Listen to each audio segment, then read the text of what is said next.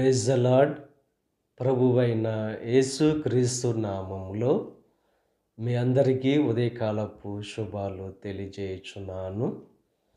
ఈరోజు దేవుడు మనకు అనుగ్రహిస్తున్న అతి శ్రేష్టమైన వాగ్దానము యెషయా గ్రంథము 58వ అధ్యాయము 11వ వచనాన్ని చదువుకుందాము.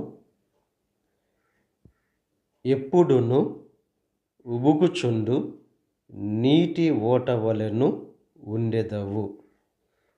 ఎప్పుడు కూడా ఉబుకుచుండు నీటి ఓట వలె ఉంటారని చెప్పి దేవుడు వాగ్దానం చేస్తున్నారు. క్షామకాలమున కరువు సమయంలో కూడా దేవుడు సమృద్ధైన మేలులతో మిమ్మల్ని ఉంచుతానని చెప్పి